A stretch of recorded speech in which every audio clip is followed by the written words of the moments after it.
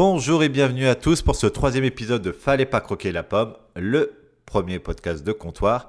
Et aujourd'hui, on se retrouve pour parler d'un sujet qui est particulièrement sensible, surtout au vu de l'actualité, avec la Coupe du Monde.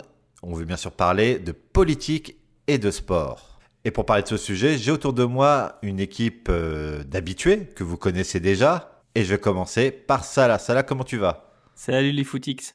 J'ai également autour de moi pour nous accompagner pour ce deuxième épisode, Julien. Julien, comment ça va ? Oh, le bide. J'avais oublié Julien. d'appuyer sur le bouton, j'avais muté. Julien, Je parlais comme un con, j'ai dit merde. Ah, c'est naze. Comment Alors, il comment va il va, Julien? Faut Oh. garder, faut garder. Allez, vas-y, fais une reprise. Non, y a pas besoin, faut garder. Ouais, je parlais comme. Oui, vas-y. Et puis le mec, il en peut plus. Je crois que c'est mort, là. C'est mort. Bon, je sais pas si on va couper, mais on va essayer de rester stoïque. Non, faut pas couper, faut garder ça. Bon, non, Julien, il va bien. Ça fait plaisir de retrouver toute la fine équipe. Et attention, grand retour, son absence, vous l'aviez remarqué, il vous avait manqué. Et je veux bien sûr parler de Yann. Yann, comment vas-tu ? Eh bah écoute, je vais très bien. Équipe historique du coup du podcast qui est réunie à nouveau et je suis vraiment heureux d'en faire partie. On se retrouve, comme je vous disais, pour parler de sport et de politique avec mes camarades. Et pour ça, on a décidé de s'inspirer d'un film culte. Et pour parler de sport et politique, on a décidé de choisir Invictus. Je remercie les dieux qui me donnent une âme invincible et fière. Je suis le maître de mon destin. Je suis le capitaine de mon âme. Aujourd'hui, le président Mandela prend ses fonctions à Pretoria. Concilier les aspirations des Noirs et les peurs des Blancs. Souvenez-vous de ce jour, les gars. C'est le jour où notre pays a mal tourné. Frères, sœurs, l'heure est venue de bâtir notre nation. Tous les Blancs encouragent l'Afrique du Sud. Tous les Noirs encouragent l'Angleterre. Combien de temps avant la Coupe du Monde ? N'ayez pas trop d'espoir. Nous sommes franchement mauvais. On m'a invité à prendre le thé. Avec qui ? Le président. Dites-moi, François, qu'est-ce qui peut nous inspirer et nous pousser vers l'excellence quand on n'a pas d'autre choix ? Comment peut-on motiver tous ceux qui nous entourent ? Qu'est-ce qu'il voulait ? Je crois qu'il veut qu'on gagne la Coupe du Monde. Invictus, film de Clint Eastwood qui traite de l'apartheid, enfin, surtout l'après-apartheid, avec la réconciliation des peuples à travers le sport. Et pour commencer cet épisode, comme d'habitude, je vais demander qu'est-ce que ça vous évoque, Invictus ? Quel est votre premier souvenir ? Julien, si t'as pas un problème de micro, vas-y. Non, c'est bon. Là, j'ai appuyé sur le bon bouton. Alors, moi, Invictus, j'en avais entendu parler, mais je l'avais jamais regardé. Et donc, je l'ai regardé exprès pour ce podcast. Film intéressant. Bon, ça n'a pas été un film transcendant pour moi. Parce que typiquement, je le regarderai sans doute pas une deuxième fois. Donc, intéressant dans le sens où, pour le podcast, il a fallu que je fasse un peu de recherche sur le sujet qui nous concerne ce soir. On aura l'occasion d'en parler un peu plus tard dans la soirée. Ça marche. Et toi, Yann, qu'est-ce que tu en as pensé d'Invictus ? Alors Invictus, premier souvenir, moi je l'ai vu au ciné quand il est sorti en 2019 je crois, et c'est un film que j'avais bien apprécié. Et je dois dire que ce podcast, je trouve ça pas mal parce que ça permet de revoir des films que j'aurais jamais pensé à le re-regarder à nouveau. Donc ce que j'ai fait pour préparer l'émission, et franchement, moi j'ai vraiment kiffé, quoi. C'est un truc qui m'a... Ouais, je trouvais ça chouette. Ouais, tu m'en parlais avec émotion l'autre jour. Ah ouais, non, c'était bien, ouais, carrément, ouais. Ouais, vraiment émotion, tout à fait. Et enfin, Salah, qu'est-ce que tu en as pensé ? Premier souvenir, je veux dire, surtout. Oui, premier souvenir. La première fois que je l'ai vu, c'était il y a peut-être 4-5 ans, je sais plus, ça fait un bon moment. J'avais bien aimé. Et en le revoyant, en fait, j'ai adoré. Très émouvant aussi. Pareil, je suis aussi sensible que Yann. Je pense que c'est parce qu'on est des êtres sensibles, contrairement à Julien. C'est pour ça. Moi, Julien, c'est ça. On a tous le cœur. Julien insensible. Donc, du coup, pareil, tu vois, vachement ému par le film, très inspirant. Et puis, en même temps, je sais pas, je me trouvais hyper sensible. Je l'ai revu aujourd'hui. Je sais pas ce qui se passe. Peut-être c'était Les la hormones, fatigue. peut-être. Mais j'avais la larmiche. Ouais, les hormones, je sais pas, j'avais la larmiche qui me cherchait tout le temps. J'étais content, heureux. Un truc de fou, quoi. L'andropause, tu Donc, connais ça là ouais, je suis en plein dedans, là. Donc, je m'approche de l'âge vénérable de Yann. Là, je me rattrape. Du coup, non, mais j'ai vraiment adoré le revoir, en fait. Du coup, ouais, super cool. Bon, bah super. Et pour ma part, j'avais un souvenir très mitigé quand je l'avais vu. Je l'avais vu au cinéma aussi. Je crois que c'était en sorti en 2010. Et ça m'avait pas marqué plus que ça. Peut-être que j'étais trop jeune ou pas assez de maturité pour m'en rendre compte. Mais pour moi, c'était un film de sport et je voyais pas vraiment le côté sociétal que ça représentait, la dimension politique. Et le revoyant là, pour le coup, pour l'épisode, et j'ai été bien plus transporté par le film. Et c'est une thématique qui est quand même assez récurrente chez Clint Eastwood, puisque tout ce qui touche aux questions ethniques, raciales, de discrimination, c'est cher à son cœur. Il y a Invictus, il y a Gran Torino avec la communauté asiatique, $1 Million Baby aussi, quand on parle le combat d'une femme pour se faire reconnaître sportivement, donc l'égalité homme-femme. Et il y a une tendance assez fréquente dans le cinéma de Clint Eastwood de cette thématique. Et en le revoyant, j'ai une meilleure appréciation de ma part qu'auparavant, donc c'est super. Pour rebondir sur ce que tu viens de dire, c'est que moi je ne savais pas, quand je l'ai regardé pour la préparation, que ce film avait été fait par Clint Eastwood. Et j'ai été, on va dire, agréablement surpris de voir son nom à la fin, au générique de fin. Et effectivement, comme tu le dis, c'est vrai que depuis quelques années maintenant, il fait des films vraiment thématiques, orientés vraiment sur l'humain, etc. Et ça m'a fait plaisir en fait que ce soit lui qui ait fait le film. Comme ça que je l'ai ressenti. Petite anecdote en passant, en parlant du film. On sait tous que Morgan Freeman a joué le rôle de Nelson Mandela et Matt Damon celui de François Pinard. Mais Nelson Mandela avait demandé que si quelqu'un devait jouer son rôle, ce serait forcément Morgan Freeman. Et Talam, le voilà, comme quoi... Enfin, voir un autre acteur à cette époque-là qui pouvait jouer le rôle de Nelson Mandela, enfin, je voyais personne. Enfin, ça m'aurait paru bizarre. Et j'ai appris un truc aussi, c'est qu'il était producteur aussi. Ouais. En regardant le générique, j'étais là, oh, qu'est-ce qu'il fait là? Donc, il a dû se faire un bon paquet. Ah, là. tout de suite, toi, direct. De quel argent? Il a dit, ah, Nelson Mandela, je prends. Ah bon, il a pas joué gratuitement, c'est bizarre. Non, jamais. Regarde, il a été au Qatar, le mec. C'est vrai, ouais. Ça va y venir, ça va y venir. Il aime l'argent. Bon, on est tous d'accord pour dire que c'est un super film, même si Julien ne le regardera pas une seconde fois. Mais est-ce que quelqu'un peut résumer rapidement le film pour donner un contexte à cet épisode? Il y a des volontaires, je vois ça, hein. C'est fou. Hein. Moi, on m'a demandé avant l'émission, j'ai dit non. Yann, t'es chaud, quoi? Pour résumer le film, rapido, ouais, le film... Après, si Julien n'était pas OK sur l'apartheid, je crois, ce qu'il avait dit avant.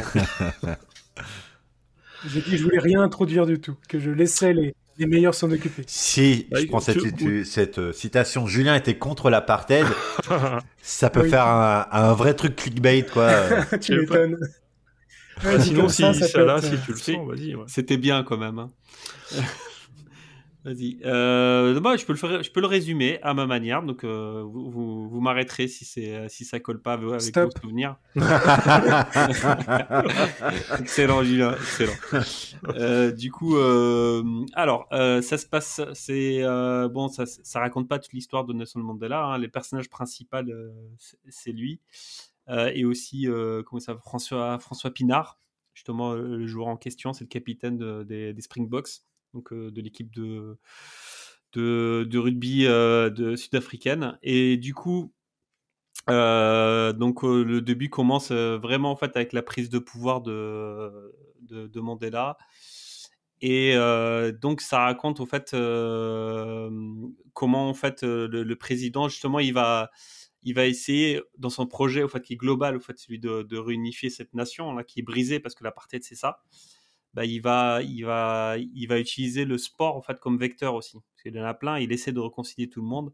Et justement, il tombe sur ce sport-là parce que je crois qu'il ne le connaît pas, hein, il n'est pas passionné de ça du tout. Et au contraire, en fait, même à un moment donné dans le film, voilà, dans ces années de prison, il huait, au fait, l'équipe en question parce qu'elle représentait, au fait, les Afrikaners.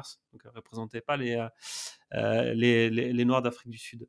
Et donc, du coup, pour réconcilier tout ça, et donc, il va pousser, au fait, derrière cette équipe-là pour qu'elle aille, qui est mal partie d'ailleurs dans cette compétition, parce qu'elle est mal classée, au fait, elle n'arrête pas de perdre. Et du coup, l'idée, c'était de galvaniser cette équipe et que la nation se retrouve autour de ça. Donc, je ne sais pas si c'est le bon résumé, mais c'est ça, au fait, en gros, le film. C'est pas mal. Alors juste petite précision, ils arrêtaient pas de perdre. Enfin, c'était quand même une top 5 mondiale, une nation du Et Sud. dans le film, bah, quand tu vois le film, tu connais rien en rugby, tu dis c'est une équipe de tocards. Ouais. Voilà. Mais ça renforce à côté un peu dramatique et émocionnel. C'est pas non plus le Voilà. Qatar qui Mais moi, j'y jouait connais rien en la rugby, Coupe du donc Monde de football. j'étais pas fou. Et quand je vois ça, je fais ah tiens, c'est une équipe finalement qui est tocardisée dans le film parce que même tu vois, à un moment donné, il y a un présentateur et il présente l'équipe comme quelque chose de catastrophique, tu vois. Enfin, c'est assez appuyé dans le film. C'est peut-être le côté pas réaliste. Mais en tout cas, elle passe vraiment pour une équipe de tocards. Romancé, Ouais. c'est juste romancé. C'est du cinéma, faut que ça procure J'ai de ressenti la l'émotion. même chose que toi, sachant que je suis pas du tout le rugby à la télé. Et j'ai ressenti exactement ça, une équipe de mauvais. Non, faut pas exagérer. C'est une nation du Sud. C'est top 10 mondial à coup sûr. Hein. En fait, Sachant qu'il y a 15 équipes. En préparant. C'est ça, c'est un peu facile. En regardant, enfin, en cherchant des trucs et puis en regardant ce que vous aviez posté pour préparer l'émission, ils n'avaient pas tellement de références, cette équipe-là, d'Afrique du Sud, parce que du fait de l'apartheid, ils étaient boycottés systématiquement de de tout ce qui était rencontre internationale, toute Coupe du Monde ou autre chose, donc ils n'avaient pas de référence par rapport aux autres grandes équipes. Donc c'était ça aussi qui était compliqué pour eux. Et donc le commentateur dans le film justement les défonce carrément même pendant le film en disant de toute façon ils vont pas globalement pas sortir de poule. Je sais pas si on parle de poule non plus dans le rugby, mais voilà, en disant bah de toute façon c'est mort quoi, ils vont pas aller loin. Et comme quoi dans le sport tu peux avoir des miracles, de la magie. En passant par là, un petit fun fact, je sais pas s'il est fun, mais tout ça pour identifier la différenciation sociale entre les blancs et les afros. L'équipe de rugby s'appelle les Springboks et c'est en langue afrikaans, donc les immigrés qui ont colonisé néerlandais et anglais. Donc c'est vraiment une terminologie de race blanche en termes de linguistique. Et de l'autre côté, il y a l'équipe de foot qui s'appelle les Bafana Bafana, ça veut dire les garçons, et c'est en langue zoulou. Donc il y a vraiment une différenciation sociétale et d'appartenance, ne serait-ce que dans le nom. Et ce qui est aussi rigolo, c'est que dans le film Invictus, justement, à un moment donné, il y a une citation qui renforce et qui appuie encore plus le clivage social. Ils disent que le football est un sport de gentleman pratiqué par des voyous et le rugby est un sport de voyous pratiqué par des gentlemen. Donc voilà, je trouve que c'est une citation qui illustre parfaitement la différenciation et la séparation qu'il y avait à cette époque-là. Donc voilà, c'est aussi pour ça qu'on a décidé de parler d'Invictus, qui parle du sport qui permet de réconcilier les peuples. Vous avez d'autres exemples de manifestations sportives qui ont contribué à rassembler les peuples une fois qu'on les aura un peu énumérés. Du coup, je vous proposerai d'ailleurs de voir pourquoi ça marche. Le sport mène à une forme d'harmonie collective et de réconciliation. Même si c'est pas définitif, ça reste au moins temporaire. On peut parler de. Enfin, moi, j'ai un seul exemple qui me revient. C'était vachement appuyé, une réconciliation des peuples. On peut pas parler de ça, mais c'était 98 avec cette France Black Blanc Beurre, en fait, où c'était vachement appuyé là-dessus, quoi. Et je crois que c'était la première fois où c'était comme ça. Hein. C'était pas trop le cas avant, en fait. C'était pas évoqué. Mais c'était venu d'une polémique au départ où tu avais un Le Pen qui trouvait qu'il y avait trop de noirs dans cette équipe. qu'elle était trop colorée ou un truc comme ça. Et à ce moment-là, en fait, ça avait.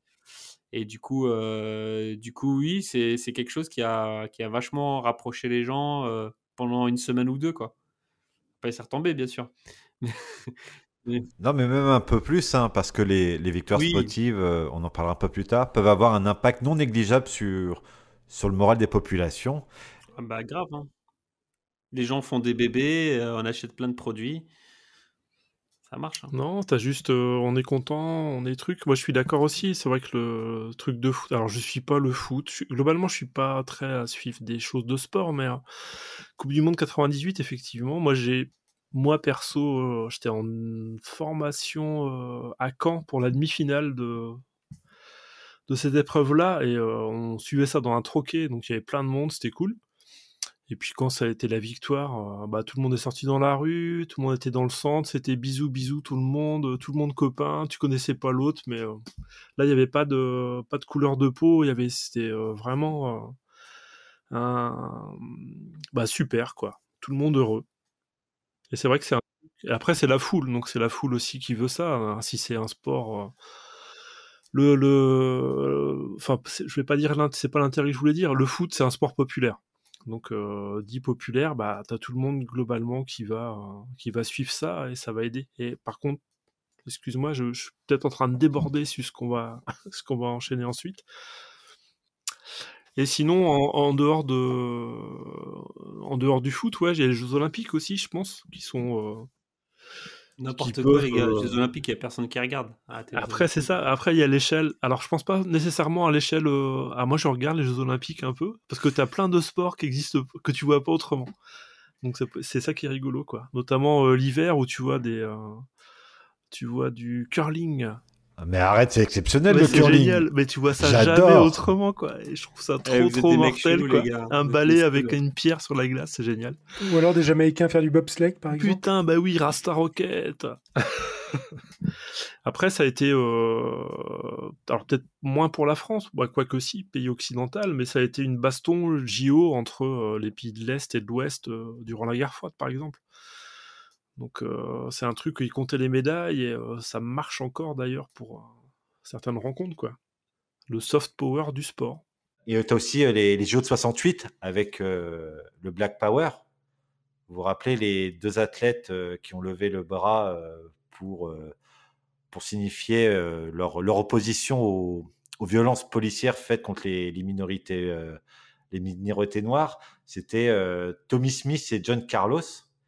Ça a été un vrai message qui a été envoyé dans une forme pacifiste pour essayer d'alerter les autorités, les gouvernements. Et ce qui est marrant, c'est que le troisième qui était, je crois, australien ou polonais, je me rappelle plus. Australien, Norman, ouais. il s'appelait, je crois. Ouais, australien, ouais. avait juste un badge, lui, pour dire égalité pour les peuples, etc. Et ce qui est drôle et malheureux en même temps, c'est que les trois, une fois cette manifestation sportive terminée, les trois, leur carrière a été terminée. Ouais, carrière sportive terminée, c'est là que tu te dis, ouais, bah tu te poses la question de quel engagement un sportif peut avoir en dehors de son sport. Est-ce qu'il peut signifier son mécontentement ou son aversion pour telle ou telle chose, quoi. Parce que là, ils ont été punis directement. Ouais, de toute façon, ça on développera un petit peu plus tard, un petit peu sur les conséquences. Comme autre exemple, on a également Cathy Freeman au JO de Sydney. C'est un peu le Invictus australien.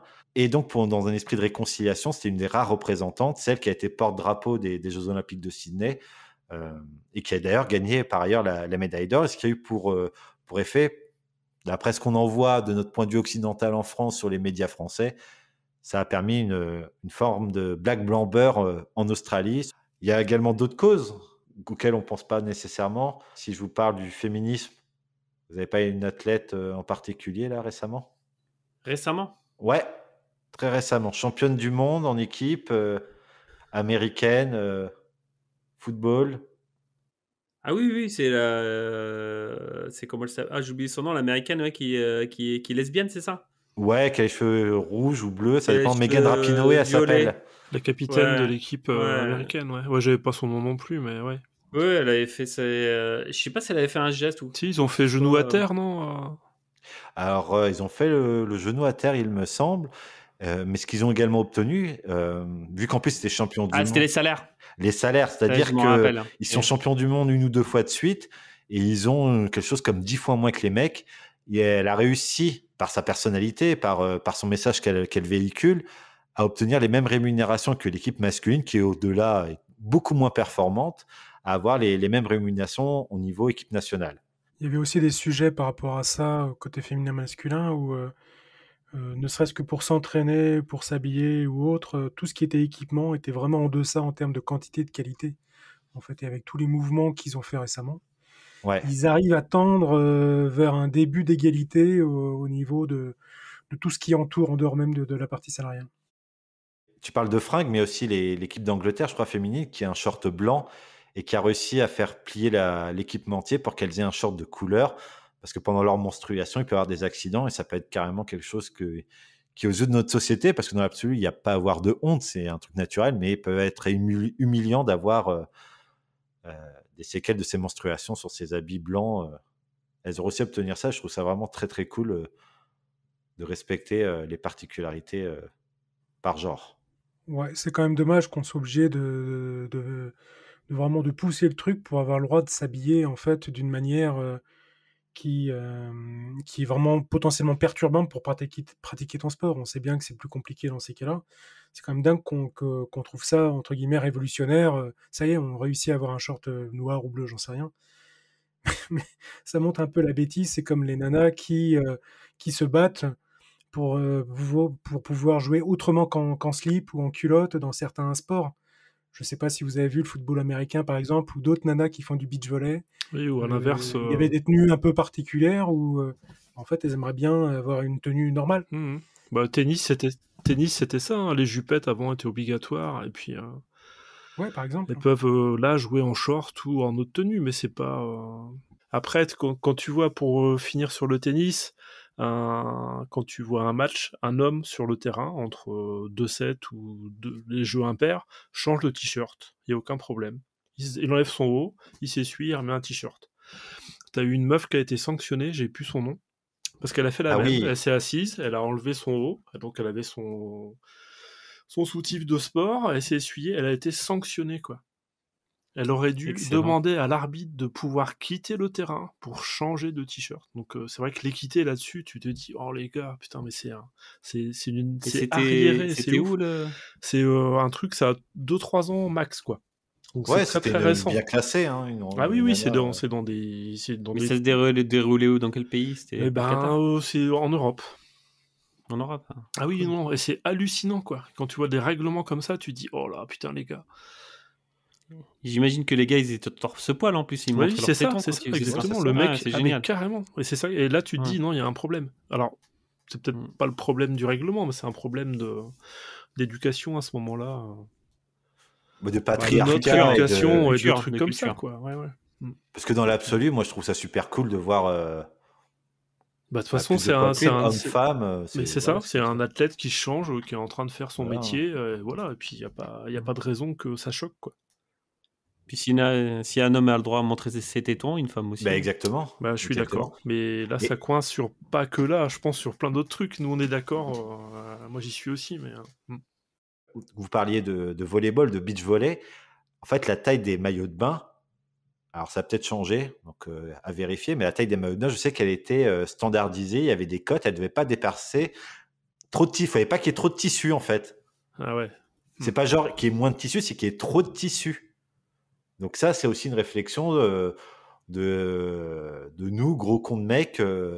Enfin, je parle pas de nous spécifiquement, mais en globalité, c'est des athlètes, laissez-les s'habiller comme elles veulent. Et je dirais même plus que tu prends dans le cas du volley, plus tu es habillé, plus tu as de ça, plus tu pèses lourd, plus ça a des avantages. Laissez-les faire comme elles ont envie. Et donc, nous engueule pas, on y est pour rien, nous. On y est pour rien, nous. Non, mais c'est ce que disait Yann ou Sarah tout à l'heure, c'est les deux, mais c'est-à-dire que ça a été fait par des mecs, pour promouvoir le sport féminin. Fallait que les gens regardent, donc fallait que ce soit sexy. Bon, on peut peut-être commencer à évoluer un peu. Il y avait une footballeuse là, qui passait, j'ai eu un truc sur Brut, où elle disait que son seul défaut, elle n'a pas eu une carrière avec suffisamment de salaire parce que elle s'était pas sexualisée. On sexualise des athlètes féminins Maria Sharapova, Kournikova, etc. Enfin, c'est les premiers athlètes qui me viennent à l'esprit. Et si les sœurs Williams sont aussi avec l'or, au-delà de leur magnifique talent, c'est parce qu'elles avaient une voix, elles avaient un charisme qui permettait d'aller au-delà de certains préjugés, de certaines injustices vis-à-vis des mecs. Enfin, on va pas parler de féminisme, c'est pas le sujet, mais c'est un combat social qui, par des personnalités fortes, permet aussi de transmettre un message et petit à petit d'intégrer cette notion dans l'esprit des gens. Et c'est peut-être simplement pour ça que ça marche, c'est que ça provoque des émotions et qu'à force de marteler petit à petit, la petite graine est plantée et ça met peut-être du temps à germer, mais ça finit par germer. Plus largement, quand on parle du sport aussi, donc là on a vu un petit peu le sport qui permet de réconcilier les peuples, de permettre de transmettre un message, de véhiculer quelque chose. Mais le sport, ça a aussi une importance au niveau international, diplomatique, relations entre les pays. Et on est en plein dedans actuellement, comme quoi le Qatar aurait magouillé pour avoir sa Coupe du Monde.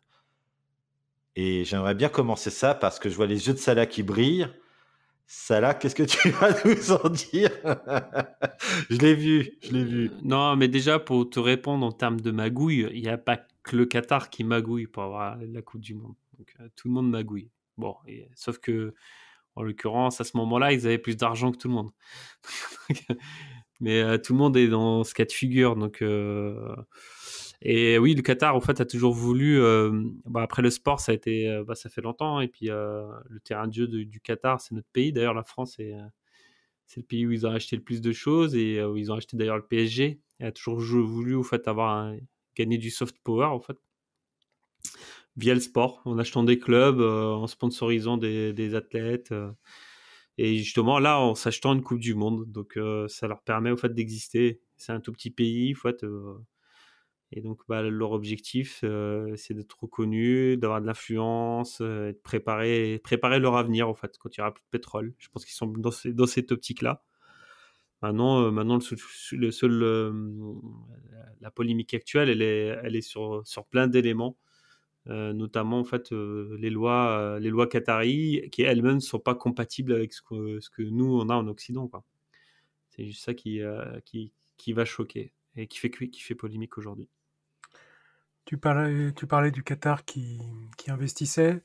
Juste à titre d'exemple, en 2019, on a référencé pour 7,1 milliards d'investissements immobiliers par le Qatar, rien que dans l'immobilier en France. En France ? Ouais. Et c'est pas l'immobilier particulier, hein. Voilà, c'est ce qu'on retrouve sur des articles. L'investissement le plus fou, en fait, et c'est pas du sport, là, je sors juste de ce cadre-là vite fait, c'est ils ont payé la guerre en Libye. C'était assez ouf, quoi. Ils ont financé la guerre en Libye. Ils ont financé une guerre. Nous l'a menée avec nos avions, ils l'ont financé. Et c'est assez marrant. De voir à quel point, en fait, ils ont du power et du cash, quoi. Donc argent égale ça va très loin. pouvoir, quoi. Ah, l'argent, ça permet de faire plein de choses. Mais ce qui est marrant, c'est que on parle du Qatar, là, mais leurs voisins et concurrents, frères et ennemis, l'Arabie Saoudite, investissent également dans le football. Tout à fait. Je crois que c'est avec Manchester City où ils commencent tout juste à investir. Et qu'en même temps, ils sont candidats pour accueillir une Coupe du Monde très rapidement pour rendre un peu l'appareil au Qatar. Ah oui, ils se tirent la bourre sur ce sujet. Donc, ça ne m'étonne pas qu'ils se mettent sur les starting blocks. Du coup, ça va leur faire à la fois du bien, mais ça va faire un choc à tout le monde d'aller se confronter aux réalités de ces pays-là, quoi. Leur culture et que c'est complètement différent, quoi. Ouais, mais ça permet aussi peut-être de dédramatiser. On a une vision de ces pays-là, de notre point de vue d'occidental, n'ayant jamais été au Qatar personnellement, ni en Arabie Saoudite. C'est ce que veulent bien nous transmettre les médias. Est-ce que c'est aussi grave qu'on le dit sur les conditions de la femme, sur le traitement des humains, sur les disparités et la difficulté de vivre là-bas? Est-ce que c'est vraiment le cas? Il y a deux versants. Il y en a qui parlent au niveau politique, c'est super compliqué. Et il y en a qui présentent la vie au Qatar comme sur les réseaux sociaux, c'est genre le meilleur endroit au monde pour vivre, quoi. C'est vrai que c'est un peu compliqué. Après, ouais, on a souvent notre vision, en fait. C'est clair que là, de prime abord, je dirais, voilà, Qatar tout de suite, C'est les derniers pays musulmans ou arabes qui autorisent de façon non officielle l'esclavage. Tu vois, en payant pas les salaires, tu vois. Enfin, en gros, des pratiques comme ça ou des choses, tu vois, en maltraitant les gens.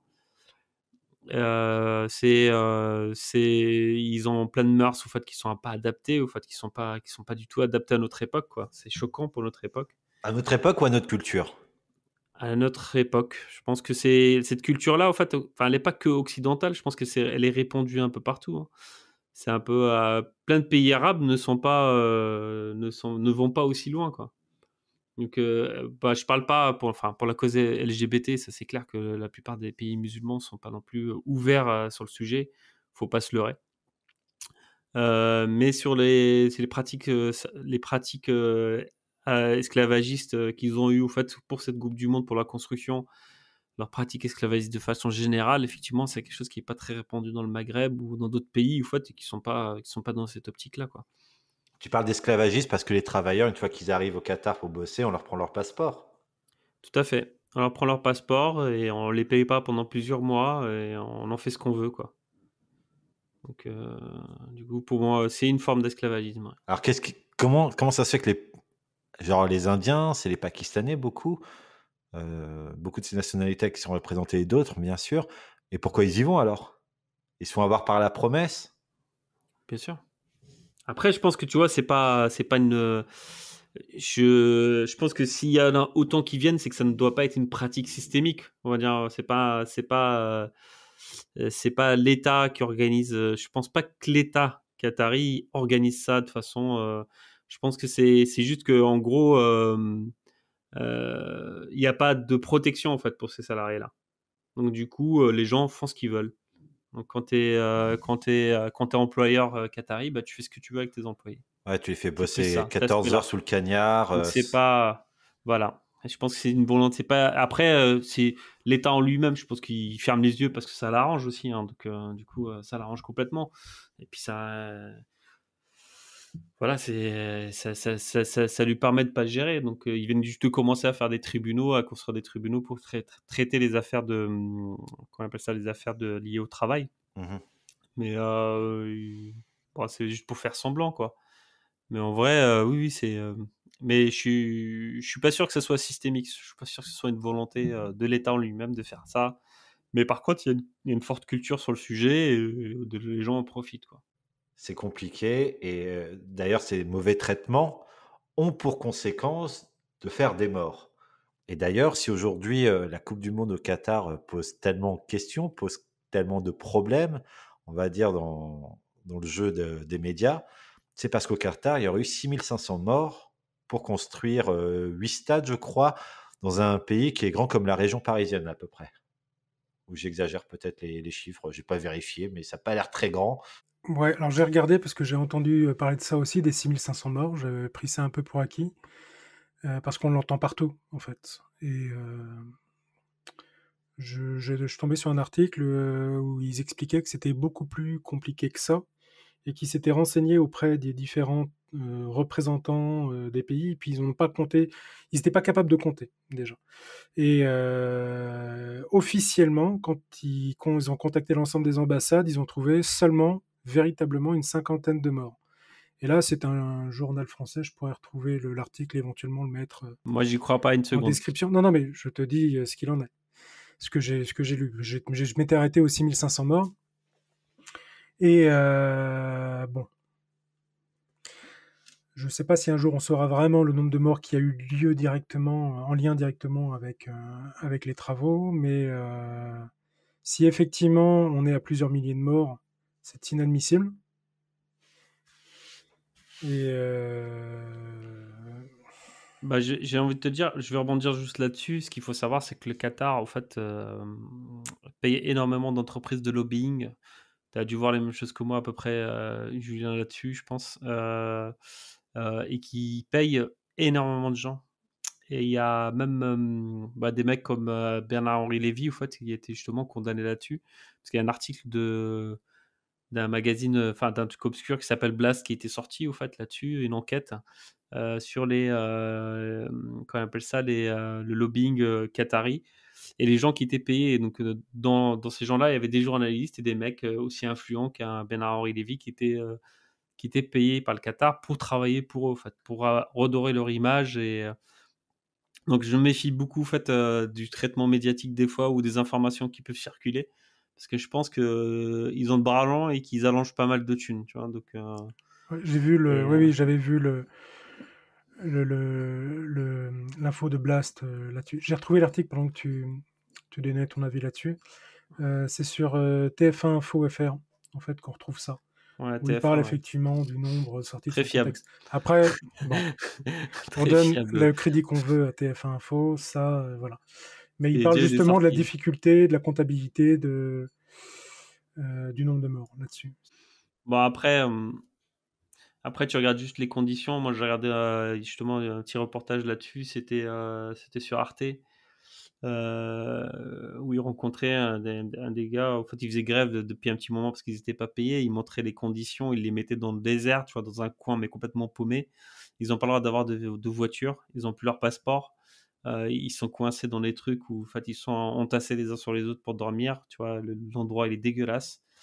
Et donc, voilà, ils vont sur les chantiers. Et bien sûr, quand ils meurent sur les chantiers, bah, comme ils n'ont pas de passeport, on s'en fout.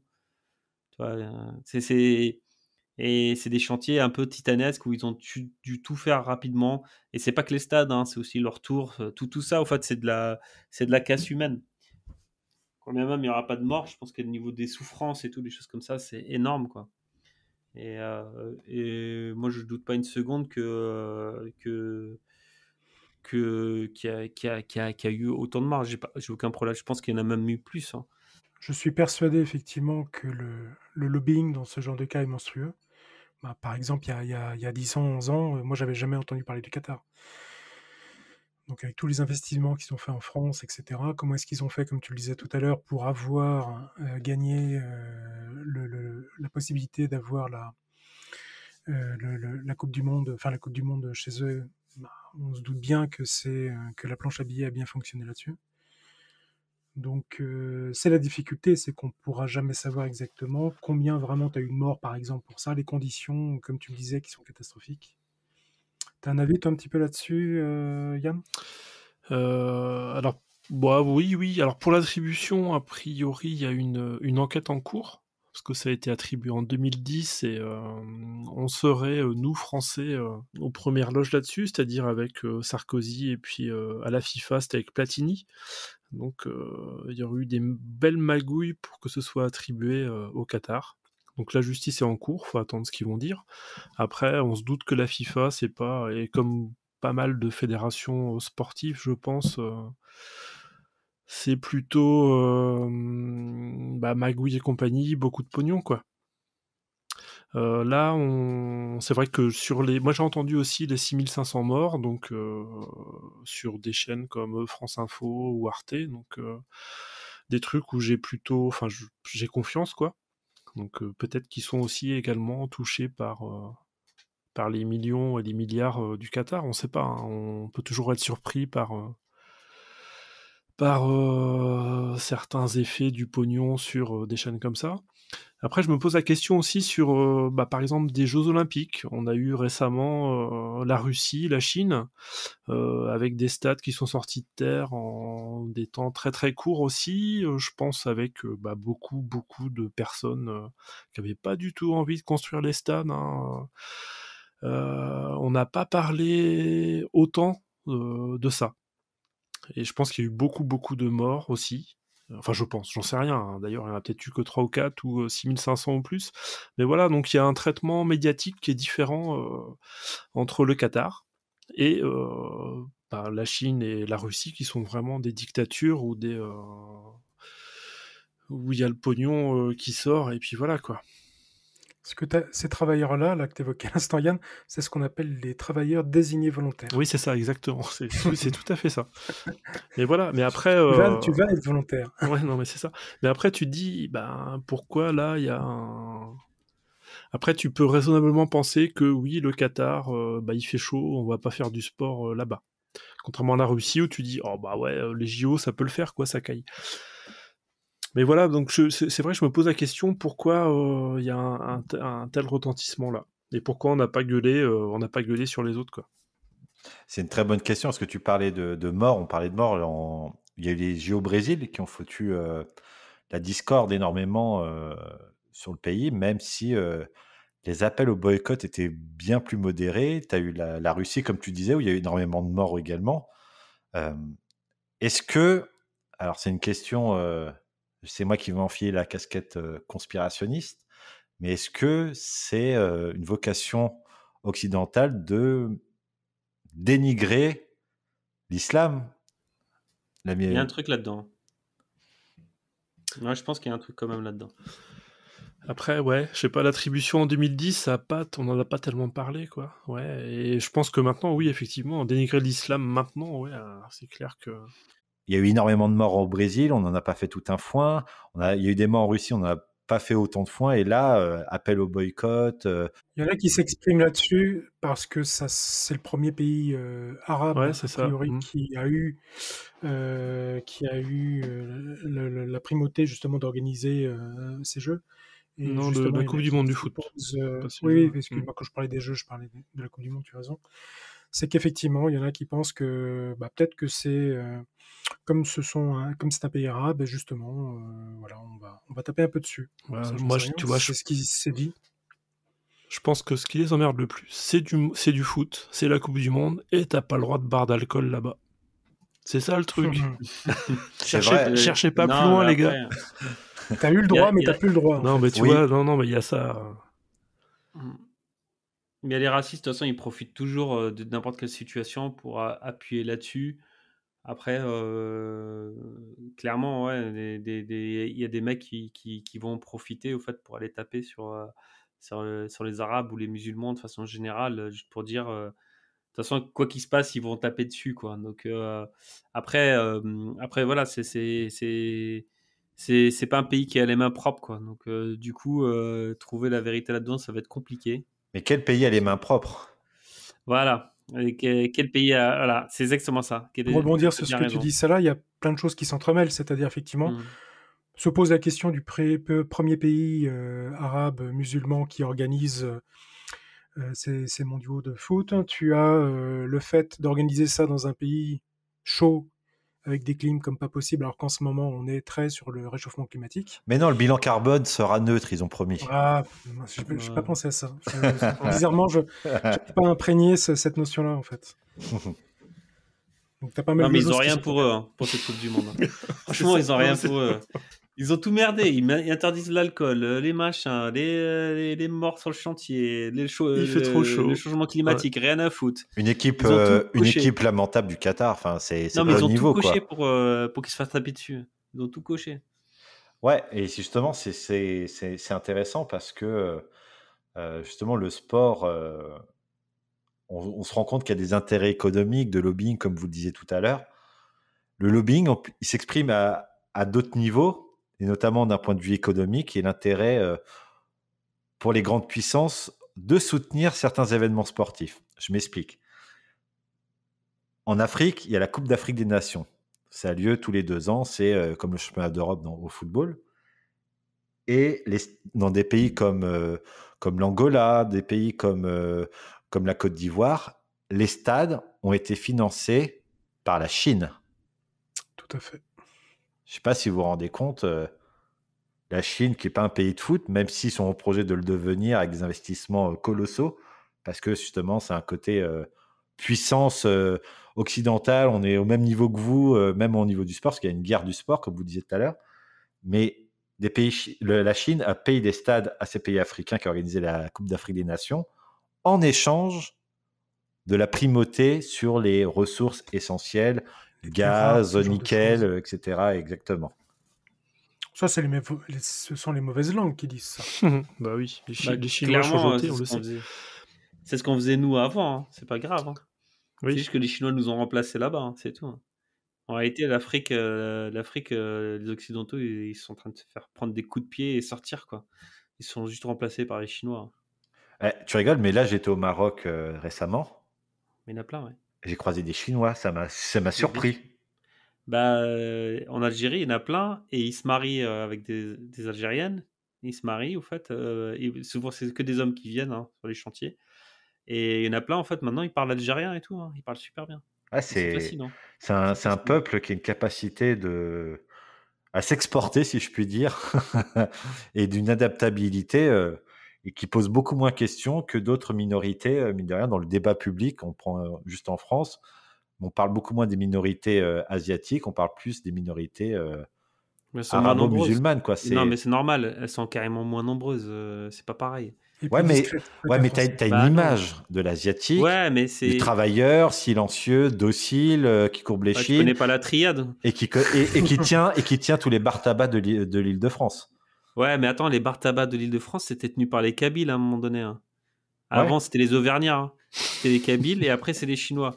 Donc, non, ça marche pas comme ça. Ils sont moins nombreux. Donc, forcément, en visibilité, c'est pas pareil.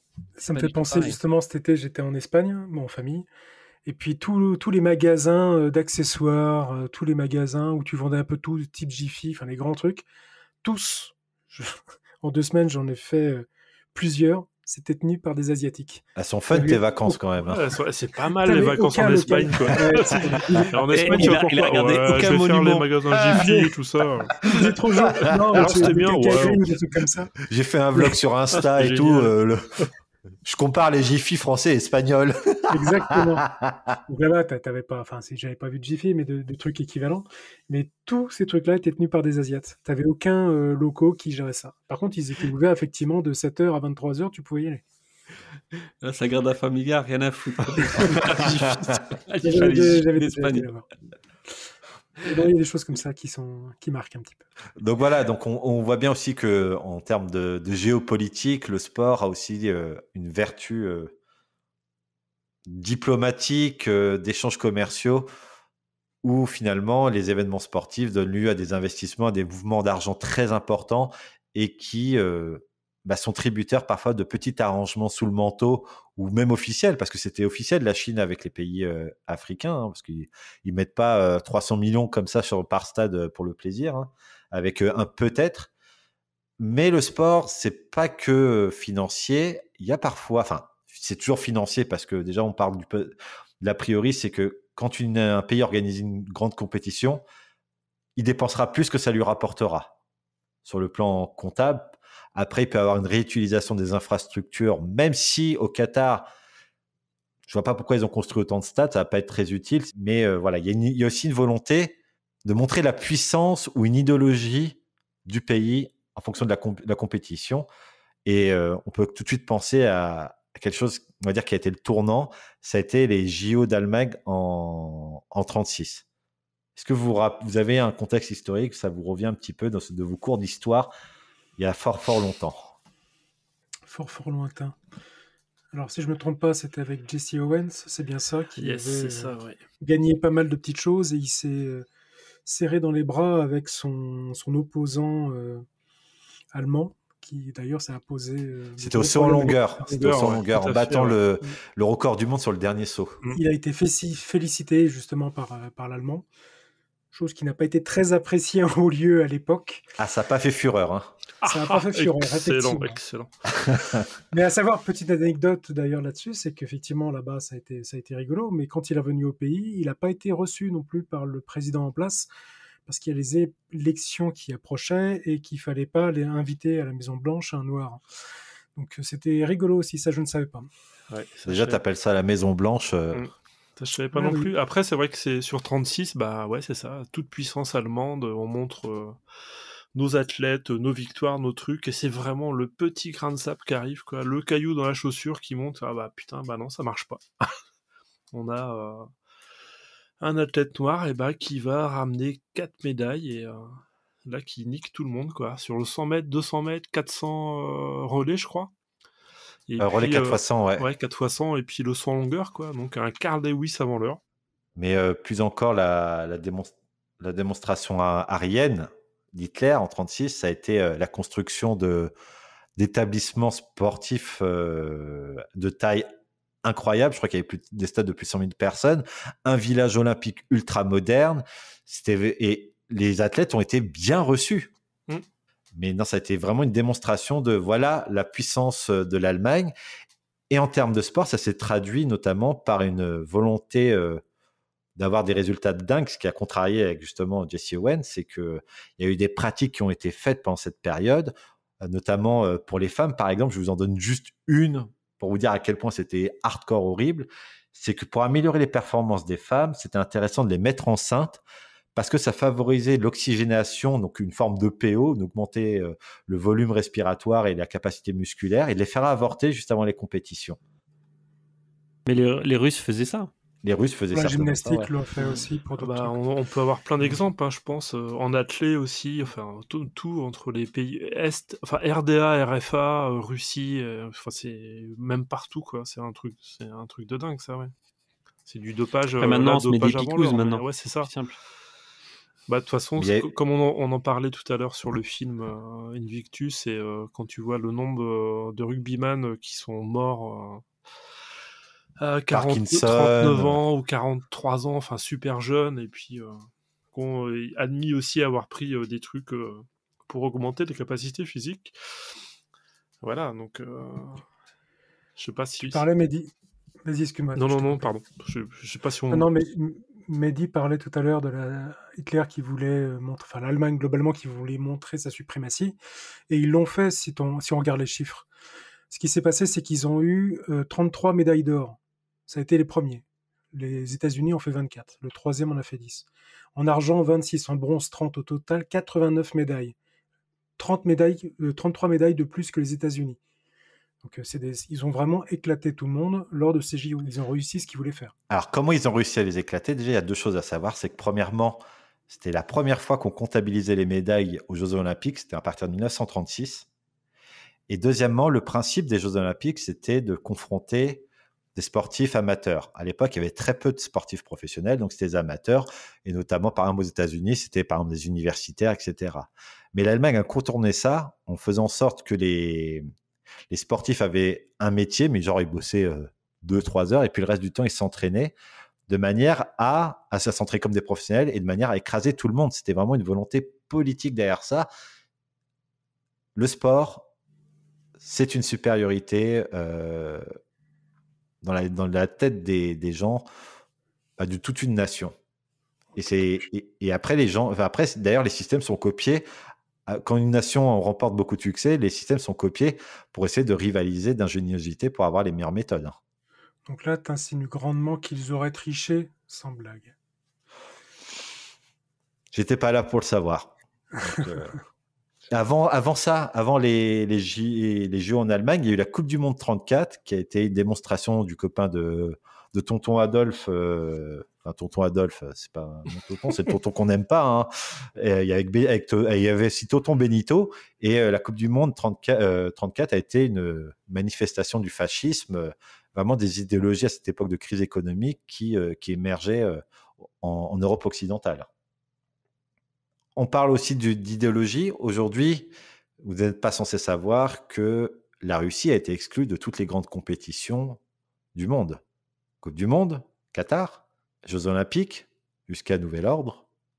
On ne devrait pas laisser toutes les nations participer? Si vraiment c'était que sportif. Ouais, ça, je crois que pour Jeux Olympiques, ils n'ont pas le droit de ils participent pas sous la bannière russe. Mais ils ont c'est la bannière olympique. C'est la bannière olympique. Donc les athlètes peuvent quand même faire leur boulot parce que c'est des athlètes, ils s'entraînent pour, ils le font. Après, c'est plus compliqué sur autre que du foot ou tennis, justement tennis, il y a certaines épreuves où ils ont dit, bah non, les Russes, niet, vous venez pas. Typiquement Wimbledon cette année. Yes. Et là, tu te dis, donc c'est là un tournoi qui décide d'exclure des athlètes parce qu'ils sont russes. Alors que typiquement sur le tennis, c'est vraiment un sport individuel et tu participes pas sous la couleur de ton pays. Donc là, moi, j'ai des doutes. Donc la sanction, d'après ce que tu évoques là, elle n'est pas sportive, elle est purement politique. Exactement. Autant là, sur une Coupe du Monde de foot, là, c'est vraiment tu représentes ta nation. Donc tu représentes la France, l'Algérie, la Russie. Autant sur un sport individuel, Jeux Olympiques, c'est pareil. Au JO, tu représentes la nation. Alors que là, tennis, c'est le joueur, il n'a pas eu de bol, il était russe, quoi. Donc il n'a pas le droit de participer. Ils ont enlevé des joueurs russes sur FIFA. Ah oui, putain, c'est ouf ça, c'est vrai. Ils ont enlevé des joueurs russes sur FIFA.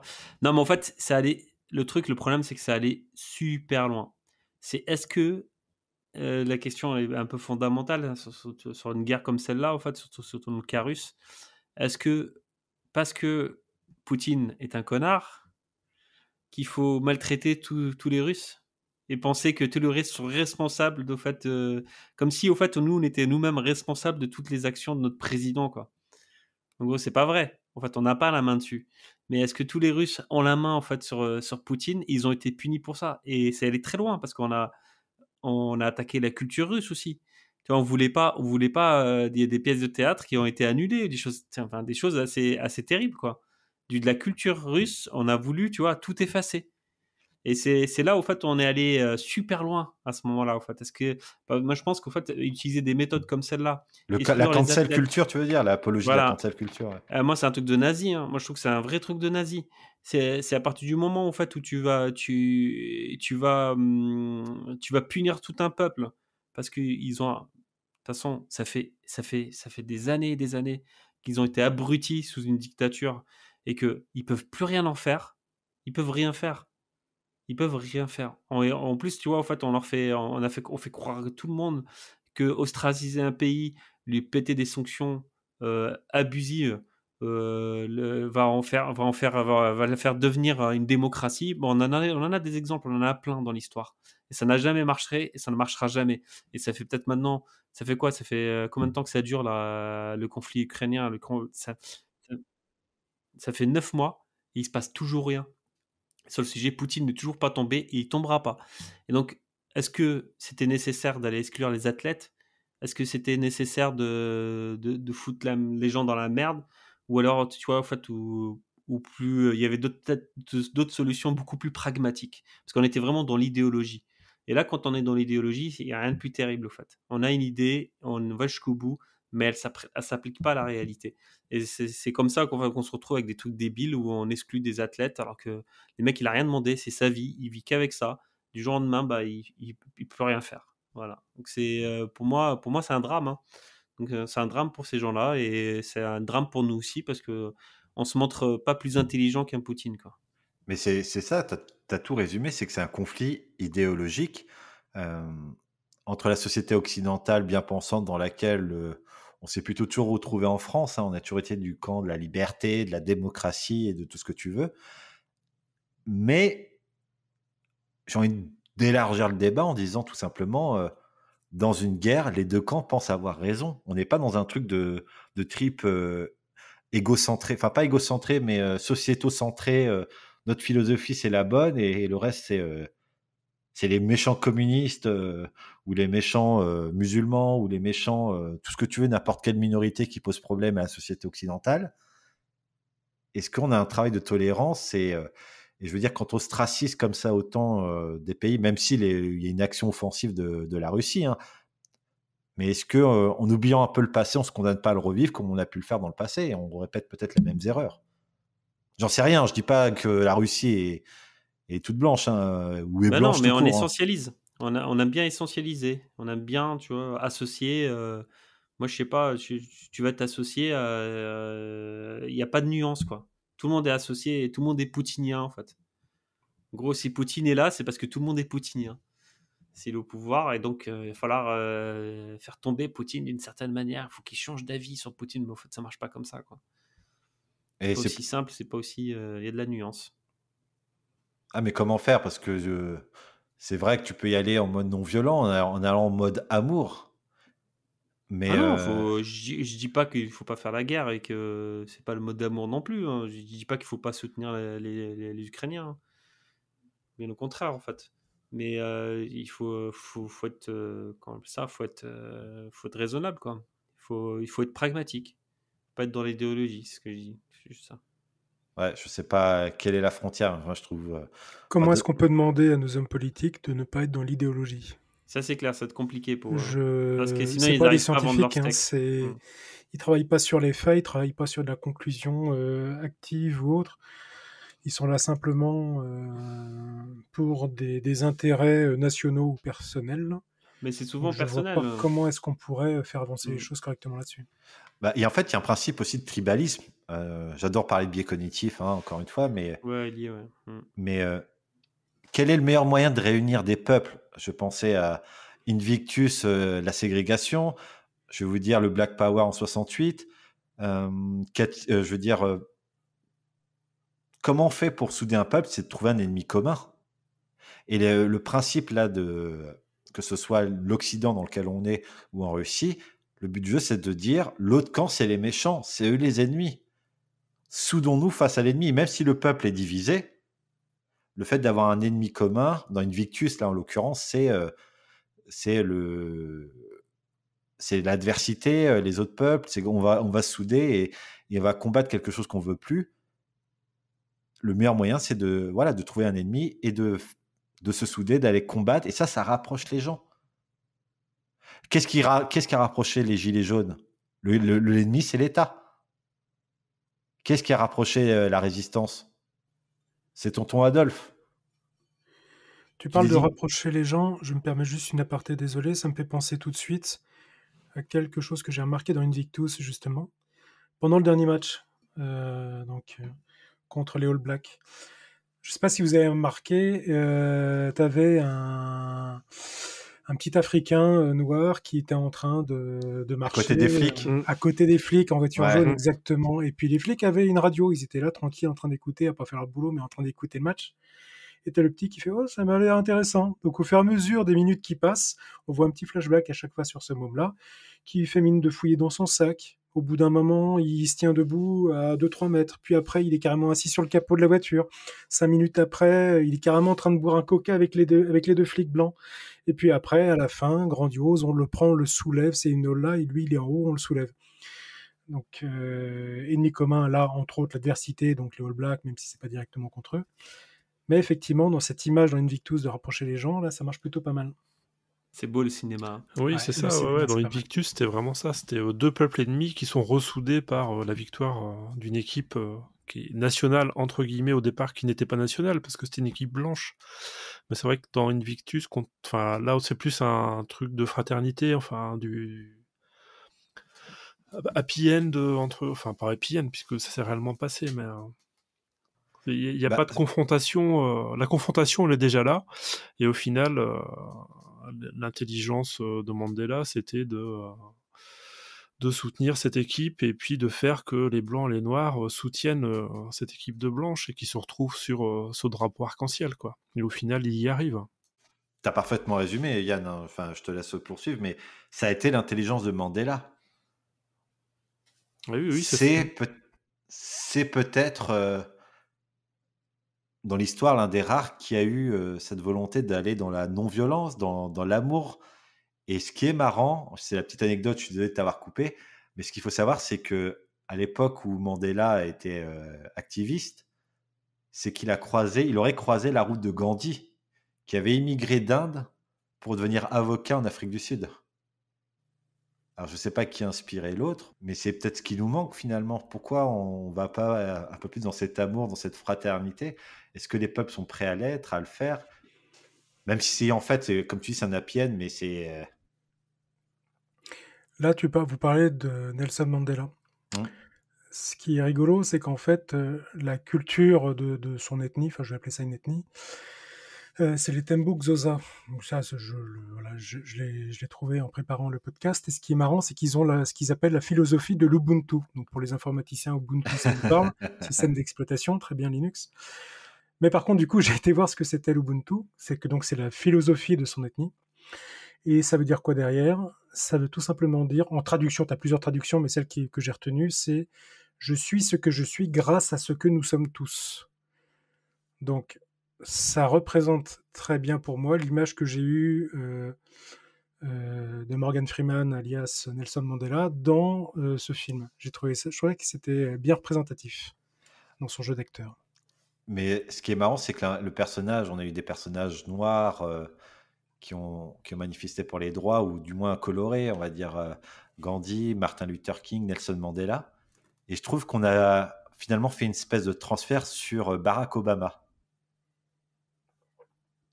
sa popularité, l'espoir qu'il a généré, c'était avec les violences policières qu'il y a vis-à-vis des Noirs, Black Lives Matter, qui arrivait après son mandat, justement, à l'arrivée de Trump.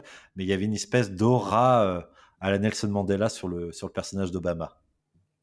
Moi, je suis Bah, d'accord ça avec toi. ressentit, hein. Si, Au ju- départ, c'est quelque chose. juste au moment de son élection, quoi. Il y avait un Oui. grand espoir de poser sur lui, ouais. C'est ça que tu voulais dire, Mehdi. Ouais, il avait une auréole sur la tête, quoi. Avant d'avoir Après, on fait l'a quoi que ce découvert, soit. hein. C'est ça. Enfin, je veux dire, Ouais. juste le fait Ouais. qu'il soit. Il a Et incarné un espoir. Oui, tout à fait. Ok. Je suis Mais il d'accord a eu avec un toi. prix Nobel de la paix. Hein. Ouais, prix Nobel de la paix, ouais. Sans rien foutre. Bah, Et j'ai de la dit même, ça. de la même manière, c'est lui qui a relancé la guerre Obama en Irak, mais de la même manière aussi, Nelson Mandela, c'est pas un saint. Parce qu'au début, il faisait Ouais. peut-être de la désobéissance civile, mais avant d'être emprisonné pendant 26 ou 27 ans, 27, ouais, je crois. Il me 27, semble, ouais. 27 ans, il a mené des actions armées, ne voyant pas son message qui passait. On arrive un peu à la conclusion qu'on a eue sur les précédents podcasts, c'est que le seul moyen de se faire entendre, quasiment, hormis exception, et un charisme extraordinaire, c'est par des actions de force, une action violente, mine de rien. Ouais, faut taper du poing un peu fort. Ouais. C'est chiant, hein, putain. Et c'est pas le seul à avoir des casseroles au cul. Et justement, en fait, on a vachement idéalisé. On idéalise beaucoup les personnages. Ça sera peut-être l'occasion de faire un podcast là-dessus. Parce que là, t'as cité Gandhi, c'est pareil. Il a des casseroles au cul. Plein de personnages comme ça qu'on connaît, au fait, qui sont idéalisés. Au fait, ils ont tous fait de la merde enfin, à un moment ou un autre. Et puis, ils ont l'intelligence d'évoluer et Ouais. de comprendre peut-être au fait leur environnement et de s'adapter aussi. C'est en gros, au fait, est-ce que moi je fais pas mal de rapprochements. On a parlé d'islam un peu avant et des pays arabes. Euh, c'est que au fait, tu peux être quelqu'un dans la paix totale quand tu es dans la faiblesse et devenir un guerrier quand tu es dans la force. Enfin bref, en gros, est-ce que c'est un personnage au fait qui s'est peut-être juste adapté à la situation? Est-ce que c'est là il était dans la faiblesse, donc voilà, bon bah je décide, bon moi j'y arriverai pas en faisant des attentats. J'utilise mon cerveau et comment je vais faire pour que en plus je constate qu'au fait j'ai le soutien de la communauté internationale. Comment je peux retourner la situation À son avantage. à mon avantage en usant d'autres stratagèmes, et notamment celui de la paix, celui de la réconciliation.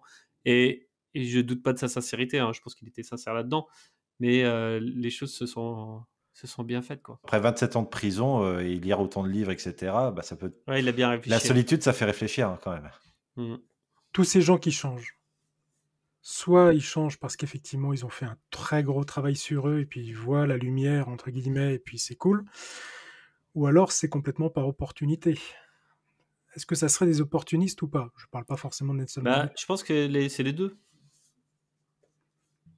C'est peut-être c'était la meilleure solution à ce moment-là et qu'il l'a saisi et que ça n'allait pas trop en contradiction avec ses valeurs peut-être, ou on n'en sait rien. Enfin, il est décédé, mais qu'est-ce qui motive un humain? Finalement, on a tous les mêmes ressorts, on reste humain, faut pas oublier ça. Hein. Moi, j'ai toujours envie de taper en premier avant de faire la paix. Hein. Bah, tu veux faire la paix quand tu es sûr de perdre. C'est ça. Quand je prends 2 ou 3 pêches dans la tranche, je fais OK, là ça va pas marcher. Quand tu sais que tu vas gagner, comme tu disais, hop, j'ai des lunettes. Range-les. Mais au final, toi, on voit qu'il y a une vraie influence au niveau sport et politique. Mais est-ce que les principales victimes, c'est pas les sportifs eux-mêmes? Est-ce qu'un sportif doit engager son image à des fins, pour certaines causes? Bien sûr. Moi, c'est mon avis, hein, après, ça engage que moi. Moi, je pense qu'ils doivent le faire en tant qu'être humain déjà. Obligatoirement? Oui. Sportif ou pas sportif, je pense qu'il n'y a pas de... Moi, je pense que c'est un gros problème de notre société actuellement de se mettre des espèces de limites. En gros, oui, le sport, ça doit être que du sport. On ne doit pas faire autre chose. Faisons attention. La politique, machin. Non, à un moment donné, il faut avoir des convictions, porter ses couilles. C'est ça, en fait, être un homme, en fait, ou une femme, peu importe, être un être humain. C'est avoir des idées et pas tout abandonner juste pour se faire plaisir. Parce que bien sûr qu'on a des rêves, hein, des fois on veut être champion du monde, quoi que ce soit, ou gagner plein d'argent. À un moment donné, il faut avoir des principes dans la vie. Je pense que c'est important. Et il ne faut pas s'asseoir dessus sous des prétextes un peu débiles des fois, quoi. Et des fois, attends, prétexte débile, prétextes qui sont pas non plus. C'est pas des prétextes supérieurs, quoi. Ils sont très individuels au final. Bah, c'est normal, c'est humain. Enfin, c'est ta Ouais, vie qui c'est est en humain. jeu. C'est ta vie qui est en jeu. Non, ta vie, non. Je suis désolé, hein, moi, quand tu vois les Iraniens, eux, ils avaient leur vie en jeu. Mais pas les autres, tu vois. Les autres, ils ont même pas osé porter un petit bracelet arc-en-ciel parce qu'ils avaient peur de se prendre un carton jaune, tu vois. Les Iraniens, eux, ils vont rentrer chez eux, ils vont peut-être faire de la prison, tu vois. Et peut-être même pire. On vit avec nos problèmes de riches et nos problèmes de pauvres, en fait, hein. Il y en a qui pensent à leur survie, il y en a qui pensent à leur compte en banque, hein. Et c'est un problème. Mais à la valeur du ressenti, la douleur que ça peut représenter peut être équivalente. Oh, je suis pas sûr, non. Il faut qu'ils relativisent, les gens, là. Bah, tu regardes un Somalien, son objectif c'est de vivre, c'est ce qui va lui préoccuper l'esprit et qui va être une source d'angoisse majorée. Alors c'est peut-être pas forcément exactement au même niveau, mais un smicard, ça va être finir les fins de mois et éviter que son découvert autorisé soit dépassé. Et quelqu'un qui est riche, ça va être de payer moins d'impôts et comment garder le maximum de thunes. Et ça peut générer dans l'esprit humain et dans le cœur une source d'angoisse équivalente, alors que l'enjeu fondamental dans la pyramide des besoins fondamentaux est largement inégal. Ouais. Bah, sur le sportif, alors 2-3 trucs peut-être. Donc si on prend le foot, alors je suis pas hyper au courant du foot, mais je pense que les gamins, non, c'est plus des gamins maintenant qui jouent à la Coupe du Monde maintenant, ils doivent intégrer des trucs de formation là, ils ont quoi, 10-12 ans peut-être. Et pendant des centres de formation, des centres de formation, 13-14, donc après ils rentrent dedans et je pense qu'ils vivent foot jusqu'à leur première sélection en coupe nationale, quel que soit le pays. Est-ce que ils ont suffisamment accès à ce qui se passe en dehors du monde du foot? Là, je m'interroge. Ils ont certainement, c'est quasiment sûr, des encadrants pour le sport, l'entraînement. Tu dois faire ça, fais pas ci et tout ça. Donc après, ils sortent de ça. Ils sont sans doute vachement largués par rapport à ce qui se passe. Pourquoi on va jouer au Qatar? C'est quoi le problème? Il fait chaud. Moi, je fais mon sport, j'y vais. Après, il faut aussi penser que ces gens-là, c'est des athlètes. Donc ils s'entraînent à donf pour faire leur truc. Quand tu dis effectivement, je veux être champion du monde, que ce soit en sport collectif comme ça ou d'autres sports, ils se donnent à fond. C'est-à-dire, ils vont tout donner pour être champion du monde, pour être champion olympique. Ils vont passer, parce que c'est tous les 4 ans, donc c'est pas le truc qui arrive tout de suite. Donc ils vont, je pense à gâcher leur vie, mais c'est pas ça que je veux dire. Ils vont passer à côté de plein de choses juste pour faire ça. Donc est-ce que en plus ils doivent avoir des avis ou donner leur avis sur le terrain, sachant que dans ces cas-là ils représentent une nation quand même, c'est pas eux. Donc est-ce que l'équipe de France doit au nom de la France dire telle ou telle chose? Ça se discute. Est-ce que sur des sports plus donc Jeux Olympiques, on va dire athlétisme, ceux qui vont s'exprimer peuvent avoir des sanctions? Parce que tu dois pas dire telle ou telle chose politique et tu peux être radié du coup de la fédération et puis pouvoir pratiquer ton sport. On en a parlé tout à l'heure au JO de 68, je crois. Ouais. Donc voilà, il y a plein de trucs comme ça, quoi. Voilà, je vous laisse réagir. Je vois plein de mains levées. T'es d'accord ou pas d'accord? T'es du team Salah ou team Yann?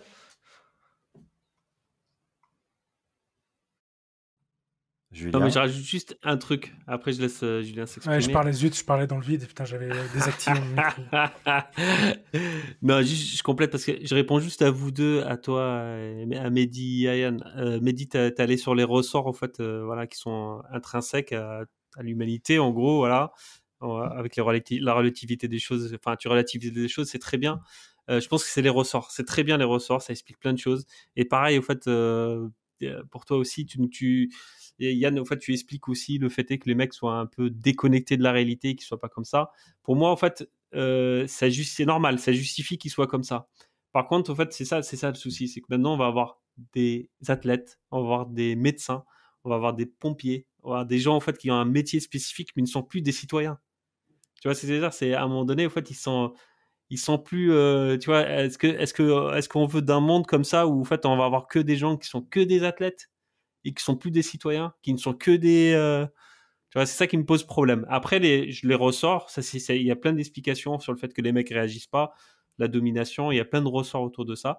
Je trouve ça juste dommageable. C'est tout ce que j'avais à dire sur le sujet. Et je laisse Julien rebondir. Moi, par rapport à tout ça, je suis assez mitigé. Je me pose surtout beaucoup de questions. J'aurais bien aimé que pour ces jeux, ce mondial de foot au Qatar, tu aies un certain nombre de footeux, justement, qui disent non, je n'irai pas jouer. Ou alors j'y vais, mais je reste sur le banc. Ou alors je fais des fausses blessures et puis je ne joue pas. Mais j'aurais préféré, j'aurais aimé en tout cas que ça se manifeste. Bon, ça c'est pas fait, a priori.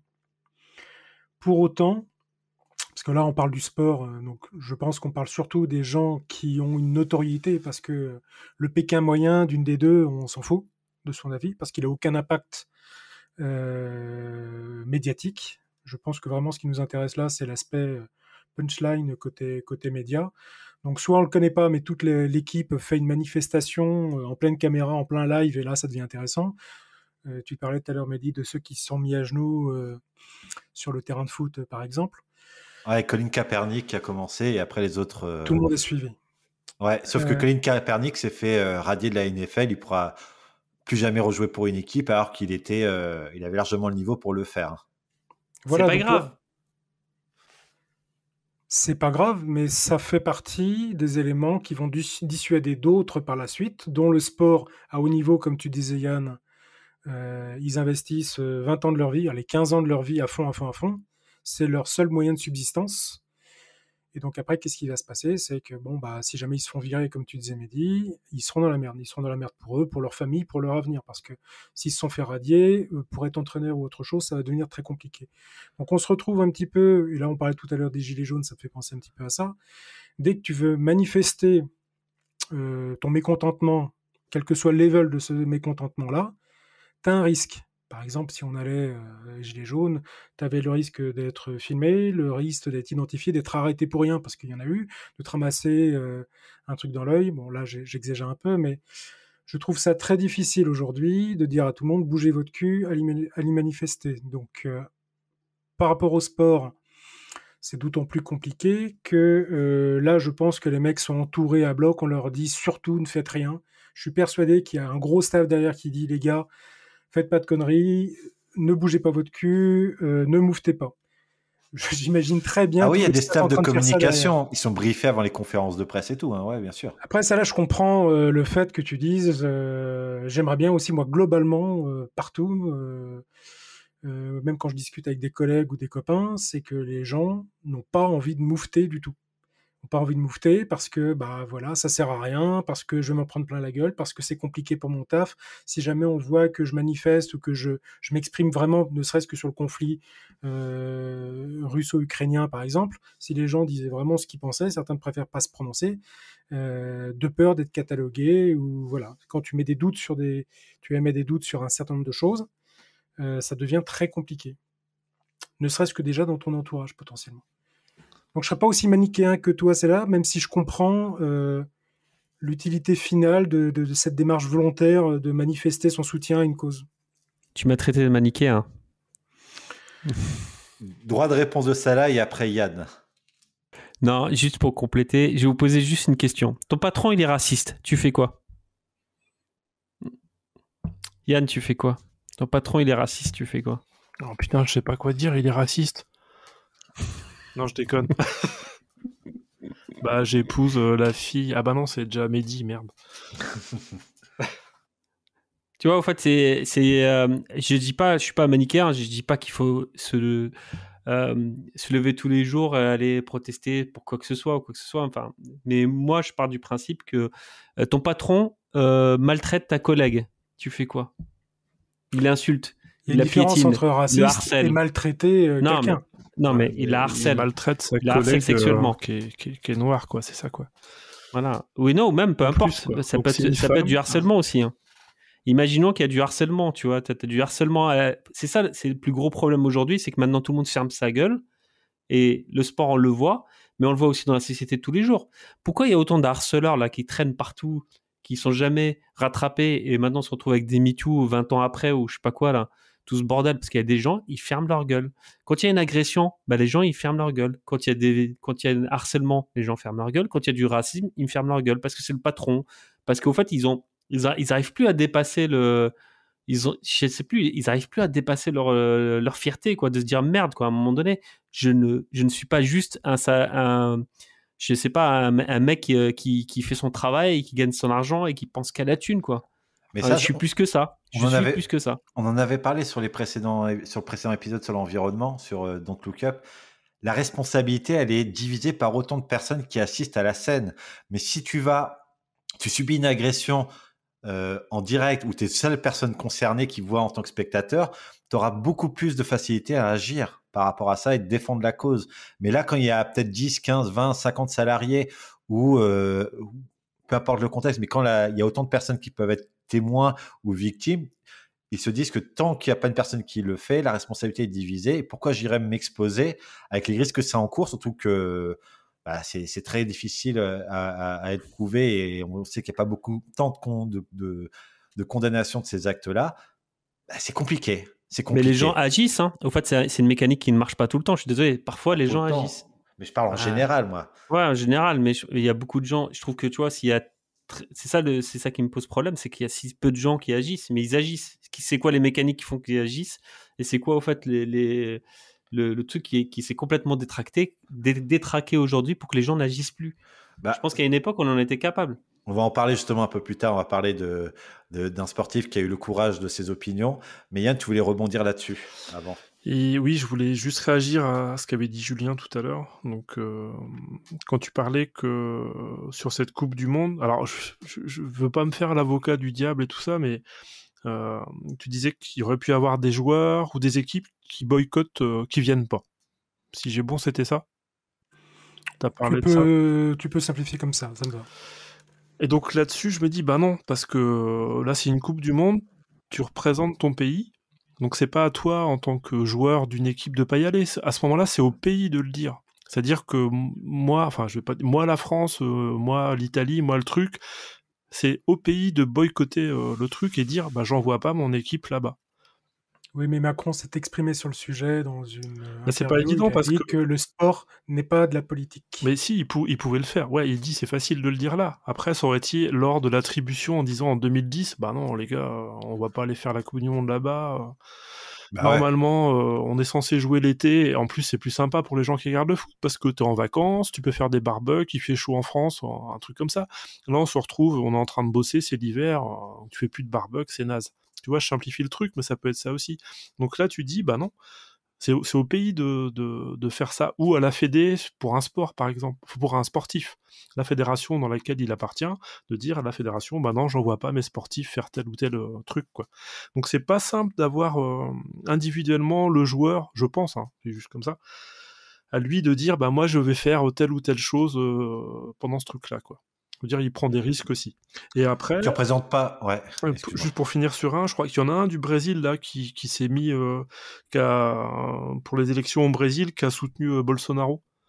Neymar. Ah ouais, voilà. Donc c'est un mec gros. Donc tu te dis, putain, non, dans ces cas-là, faut peut-être mieux qu'ils disent pas des trucs, quoi, les sportifs. C'est toute la question du blog. L'incidence entre sport et géopolitique est l'inverse. Du podcast, tu veux dire? Oui, du blog. C'est vieux. On connaît ton âge. Tu le marqueras sur le forum. Sur le forum PHPBB, ouais. Non, mais c'est la FAQ, t'inquiète. Ouais, non, mais il a le droit, Neymar, de soutenir Bolsonaro. Ouais, c'est ça, mais il le fait en tant que... après, c'est ça le truc, quoi. En tant qu'il a, je sais pas combien de 40 millions, 45 millions de followers sur plein de trucs, même plus sans doute. Ouais. Et là, il a le droit, en tant qu'individu, de le soutenir. Et après, tu peux te poser la question, c'est en tant que star internationale, quel impact ça a sur les personnes qui vont l'écouter. Est-ce qu'il a le droit de le dire? Parce que quand il l'a dit, est-ce qu'il avait son t-shirt de foot? Parce que s'il l'avait pas, il le fait en tant qu'individu. Non, il l'a fait sur le terrain, il a fait un signe. Il a tout le temps le t-shirt de foot, peu importe où il est, il représente une marque. Il y a des contrats avec le PSG, parce qu'il joue au PSG, il y a des contrats de bonne tenue dans les médias, de bon comportement, des primes qui s'évaluent à des millions d'euros.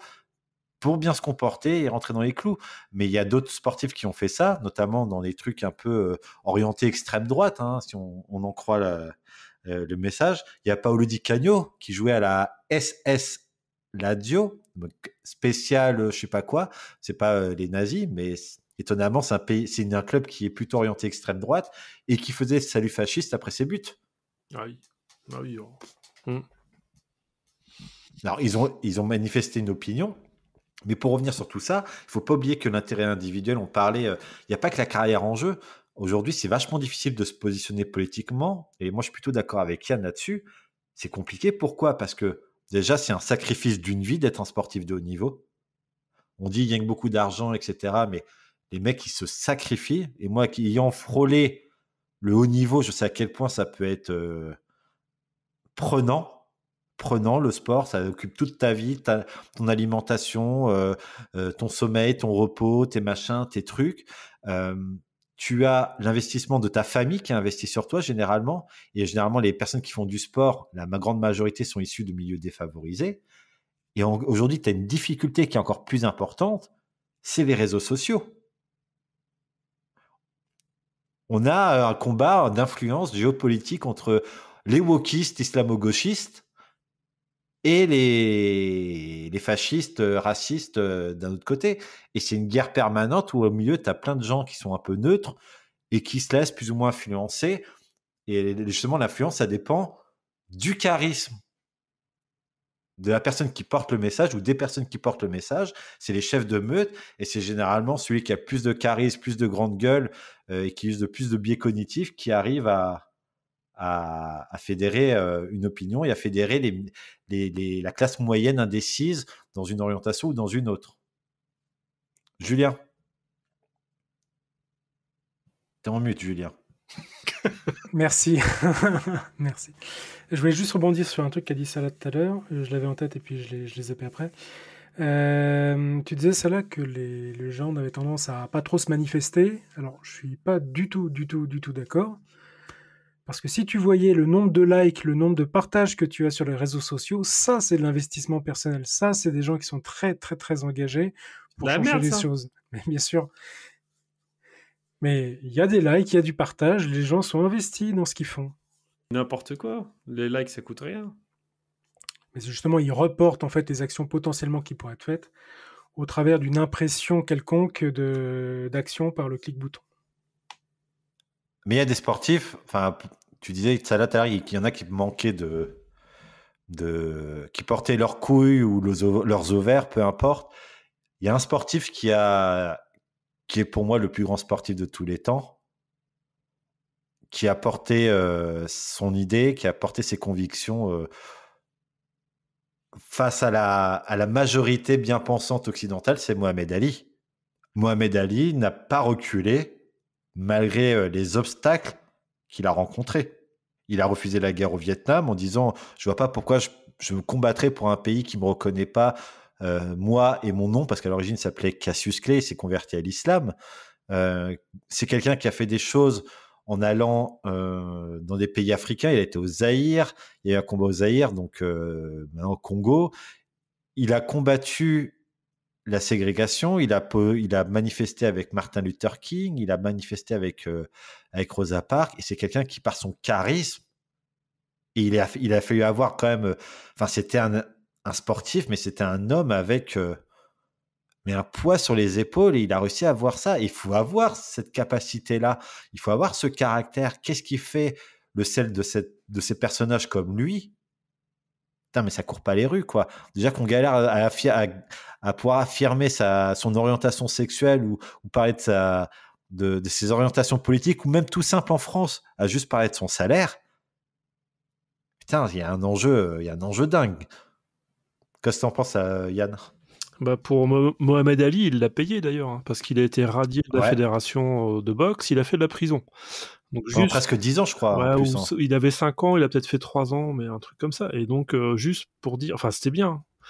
Dire, je vais radié de la boxe, c'était 5-10 ans, une connerie comme ça. Ouais, c'est un truc de ouf, quoi. Donc, il a eu. Mais après, là, c'est un mec qui. La boxe, c'est un truc. C'est pas un sport d'équipe, quoi. Lui, il a eu les couilles de le dire. C'est un sport d'équipe. Oui, il a eu des couilles de le dire, mais ça, c'est que lui qui a été, on va dire, Exposé. Et il a tout pris. Et après, il avait un ego énorme, un charisme énorme aussi, quoi. Tout son staff était exposé aussi. Hein. Ouais, son manager qui faisait du blé sur ses combats, ouais, c'est ça. Avec Don King après. Le staff. Il n'y a pas staff, que le manager. Oui, bien sûr. L'entraîneur. C'est comme un athlète, un mec qui fait du marathon ou du sprint, il a toute son équipe derrière, ou un tennisman, je suis d'accord. Il expose pas que lui. Mais non, tout à fait, ouais, il expose pas que lui, ouais, carrément. Et d'ailleurs, c'est peut-être plus facile pour un mec qui fait partie d'une équipe de foot de s'exposer en disant vous êtes 11, lui il a dit une connerie, on le dégage, on met un autre. C'est vrai que c'est plus simple. Limite, ce serait plus simple pour un joueur de foot de le faire. Et non, mais c'est une génération chelou aussi. Hein. Tu vois, des Anelka qui s'exposent pour des débilités, tu vois. Le mec qui fait grande gueule. Non, je trouve que c'est vachement jugement de valeur. T'as pas le droit de dire ça là. C'est débilité peut-être pour toi, mais pour lui, ça a peut-être une valeur émotionnelle. Non. Par contre, je veux dire non. Ce que je veux dire, c'est que pour lui, ça va être de la valeur émotionnelle. Et je pense que c'est quelqu'un qui avait beaucoup de fierté et qui voulait pas s'écraser. Et parfois, il avait raison et tout. Mais bon, après, tu vois, au fait, il sait à la hauteur de certains enjeux, je pense. C'est juste ça. Mais peut-être qu'il n'a pas eu l'occasion ou quoi que ce soit, mais c'est pas illustré sur des choses géniales, quoi. C'était pour lui, que pour lui. C'est pour ça que je dis c'est des débilités. Pas dans le sens où il est bête ou quoi que ce soit. Hein. J'ai pas envie de dire ça. Mais en tout cas, voilà, on est sur une génération qui s'illustre que c'est pas grand-chose finalement. Contrairement à Mohamed Ali qui a porté des choses beaucoup plus grandes, quoi, que lui. Après, il y a des changements sociétaux, mais dans tous les cas, ça dépend de quel bois on est fait et ça reste un combat, ça reste une difficulté. Ça reste quelque chose d'éducationnel. Avant, il y avait pas cette image, le poids de l'image qui était peut-être moins important parce que l'information circulait moins vite, il y avait moins de buzz. Enfin, il n'y avait pas de buzz à l'époque ou très peu, ça durait, tu avais ça dans la presse et basta. Là, tu as 10 milliards de sites qui le relatent, tu es abonné, tu es machin.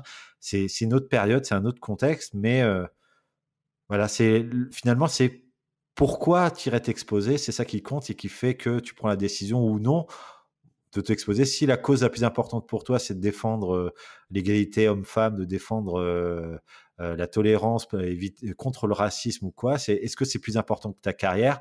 Et finalement, c'est ce pourquoi-là qui va décider de l'orientation que tu vas prendre ou savoir si ça va t'apporter des followers, de suivre une cause ou une autre sans forcément la connaître. C'est une course, voilà, c'est une problématique qui est personnelle et qui appartient à chacun. Et aussi de la manière dont il a été construit sociétalement par les encadrements quand ils étaient à l'école ou au centre de formation. Ouais, c'est ça, c'est les encadrants aussi et les structures qui vont accompagner chaque sportif qui est vachement importante, quoi. C'est l'entourage. L'entourage, ouais. Clairement, l'éducation, l'entourage. Puis tu le vois à leur manière de parler dans les conférences de presse. L'important, c'est les 3 points, pas tous. Il y en a qui parlent bien. Et d'ailleurs, quand Mbappé, que j'apprécie pas particulièrement, mais qui fait des phrases avec des mots de plus de 3 syllabes, les gens sont cryogéniques, etc. Alors, simplement un mec qui est un minima éduqué, qui est très bon en communication, qui fait passer des messages. C'est peut-être juste une question d'éducation. Et voilà, c'est pas simple. On l'aura compris, politique, sport, c'est un mariage qui est pas facile et c'est peut-être même souvent source de divorce entre ses idéaux, entre sa carrière sportive, entre les intérêts des pays, les lobbying et autres joyeusetés de ce genre. Je pense pas qu'on va retrouver une neutralité, la beauté du sport, l'esprit Coubertin, même qui était discutable, mais je vous laisserai rechercher des sources. Et du coup, je voulais savoir si vous aviez, avant de clôturer ce podcast-là, quelques références à communiquer par rapport à ce thème de sport et politique, sociétaux, de réconciliation ou justement d'opposition à conseiller. En film, ouais, on peut. Vous pouvez regarder Les crevettes pailletées sur le water polo et puis les transgenres et les LGBT. Très très bon film. Je connais pas celui-là. Il y a Julien, t'as quelque chose la suite qui est ressortie récemment, c'est La revanche des crevettes pailletées. C'est un bon titre pour une suite. Je vous le conseille. Ok. Et ça délivre un vrai message. Oui, non, tout à fait, ouais, ça délivre un vrai message. Ok. Ouais. Cool. Julien, t'as quelque chose ? Oui, alors c'est quelque chose qui est connu, c'est un divertissement, on va dire. Les Hunger Games, c'est une suite de films qui sont assez sympathiques, qui sont sortis il n'y a pas forcément très longtemps. Et ça relate dans un univers dystopique, en fait, le fait de mettre en place des jeux. Bon, forcément, il y a des morts dans cet esprit-là, mais des jeux pour plaire à la foule, des jeux pour une question justement de géopolitique et de maintien de la cohérence un petit peu du bas peuple. Donc pour ceux qui n'ont jamais regardé, c'est sympa à regarder. Et on peut essayer de faire le pendant par rapport à tout ce qui était les jeux du cirque à l'époque et pourquoi pas notre foot actuel. Salah? Alors, moi, il y a un film éventuellement que je pourrais vous recommander. Ça va faire plaisir à Mehdi. Et c'est pas forcément de la politique, hein, pour le coup, mais ça reste dans le sport. Et de la tolérance aussi. C'est Le plus beau des combats. Ah, Avec Denzel crapule! Washington. Donc, super film. Donc, à regarder. Avec Denzel Washington et pas mal d'acteurs qui ont... Donald Faison, Turk dans Scrubs. Ah, c'est vrai qu'il est là-dedans. Ah ouais, c'est vrai. Ah, je le connais par cœur. Tu m'as volé mon film, Salah. Je tiens à te le remercier. Et là, j'ai pas de truc qui me vient tout de suite. Laissez-moi réfléchir une seconde. Voilà, c'est comme ça que se termine ce podcast. Merci d'avoir écouté jusqu'au bout ce nouvel épisode de Fallait pas croquer la pomme, le premier podcast de comptoir. Et je vous rappelle que la seule chose que l'on sait ici, c'est que l'on ne sait rien du tout. Pensez bien à vous abonner, Instagram, suivez-nous sur les différentes plateformes de streaming musical pour suivre les prochaines aventures de notre équipe. Je vous souhaite une bonne journée et je vous dis à bientôt. Ciao, ciao!